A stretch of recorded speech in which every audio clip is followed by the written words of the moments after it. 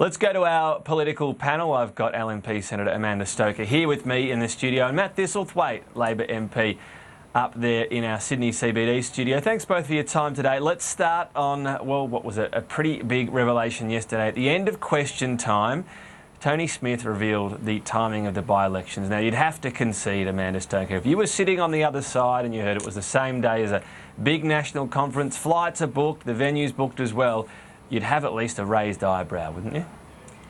Well, look, no, I wouldn't have a raised eyebrow, and the reason is that the timing of this by-election has been, as is plain from the advice that's come from the AEC, planned around making sure that there's enough time to get set up to deal with new regulations.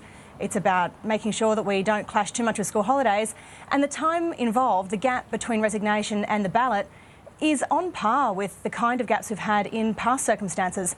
You know, I'd use the example of the Gippsland by-election in April 2008. That's when there was a Labor government. It was an 80-day gap. Similarly, you know, you could say the same thing about the Griffith by-election, which had 78. So if you can have that long a delay, why not make it longer again and not have it on the one weekend where Labor can't do it?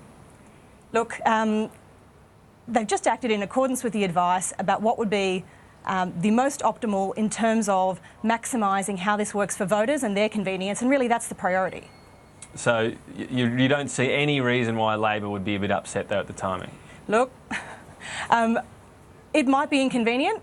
I didn't know about that until today, of course, but we all have to adapt to these circumstances. Let's face it, we wouldn't be here now talking about a by-election date if Bill Shorten had done the right thing early on and referred his people, who there had to have been a knowledge that there were citizenship doubts about, to be dealt with in the way that the coalition people did. All right, Matt Thistlethwaite, I know Labor's been very critical, Mark Butler's statement in particular. What about this very direct question? Do you retain faith in the Speaker? Well, it appears that Malcolm Turnbull's hands are all over this, Tom. I don't believe that the Speaker wouldn't have consulted Malcolm Turnbull prior to making the announcement. It appears to be a calculated and dastardly attempt to undermine Labor's chances in this by-election, these by-elections. It's simply not fair play, and Amanda's not right. The advice that was given by the AEC was that they could have done these by-elections on the 30th of June, and given that the other Section 44 by-elections have occurred in a very quick time, Barnaby Joyce was called on the same day as the High Court decision. It's a calculated and dastardly act to try and disadvantage the Labor Party, to delay them and then hold them on the day that we've got our national conference on. Right. And I respond to that because, I mean, it really isn't accurate. Well, I just want to follow up, first of all, jump in a moment, but as I said, Matt Thistlethwaite, I know you're talking about Malcolm Turnbull. The person that got up and made this announcement was Tony Smith. Do you retain faith in the Speaker?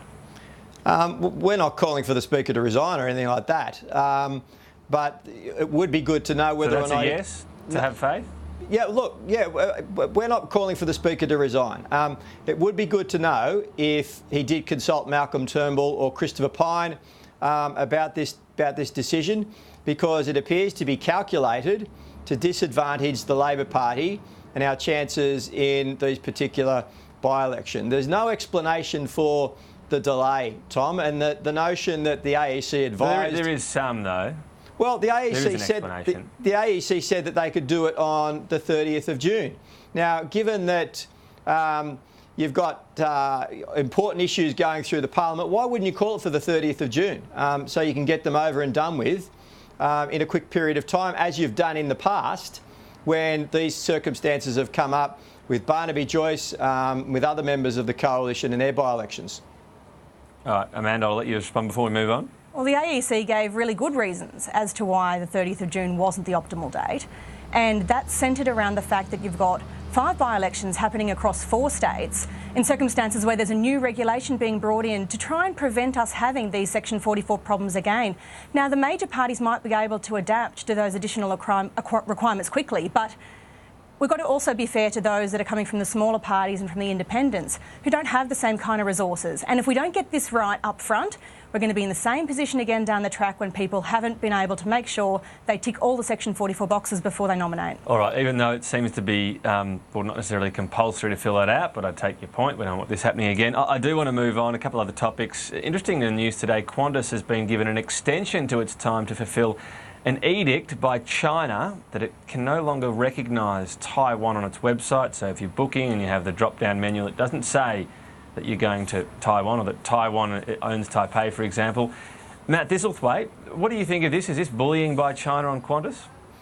Well, Qantas is a public company. I don't think it's appropriate for myself or members of government to be advising Qantas about how they advertise particular flights and destinations. It's a matter for Qantas. As long as they're operating within the law of Australia in terms of the way that they advertise and book passengers for flights, that's all that should concern us. And really, it's a matter for Qantas as to how they deal with this and how they advertise their flights into the future. It's not appropriate for government to be interfering in those sort of things. Amanda Stoker, it's beyond just advertising. Basically, that China's saying change your website or we'll block your website when you're trying to, get people to book from China. Is that a concern? Look, it's a firming up of the kind of soft influence that we see China exercising throughout the world. But I think ultimately this is a matter for Qantas. All right, not going to get either of you to expand too much on that one, I don't think. I bet you'll expand on this one though, Matt Thistlethwaite. Another poll out about the Republic this week, the Essential poll. We'll take you through the numbers. Now, it does have more support for a Republic than those opposed. There's still a decent chunk that haven't made up their mind on this. What's interesting as well when you look at these numbers are that Labor voters are certainly strongly supportive of it, but Liberal voters, not so much. Matt Thistlethwaite, it strikes me that if you want to really win this debate, that you have to convince Liberal voters. How are you going to do that? Yeah, that's true. If you look at successful referendums in Australia, the one key ingredient, Tom, has been bipartisanship. And we know that we need to convince a fair chunk of Liberal voters that this is a positive thing for Australia to do.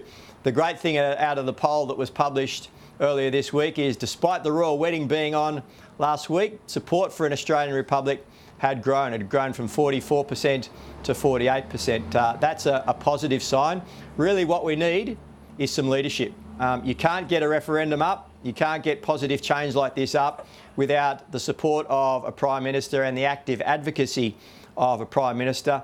I mean, Malcolm Turnbull's probably done more in this country in terms of support for a republic than most Australians, yet he's gone soft and gone quiet on this issue. And it's thankful that Bill Shorten's showing a bit of leadership, committing to a national vote on the issue. It'd be great to see Malcolm get on board with that as well. Do you think his party would let him do that, Amanda Stoker? Look, if it came before the party room, I'd be someone who argues against it. And there's a reason for that.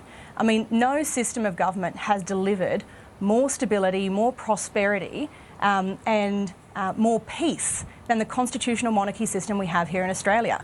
There's something else that's interesting that comes out of that poll, and there's a correlation in it between those people who didn't know who our head of state was and their tendency to support a republic. The more we educate people about what there is potentially involved in a republic and also what we've got to appreciate in our current system, I think the more the public will come to see that we've got a good thing going on. They might go, really? What, we've still got the Queen reigning over us. That's a bit odd. Do you think they'd all be on board with that?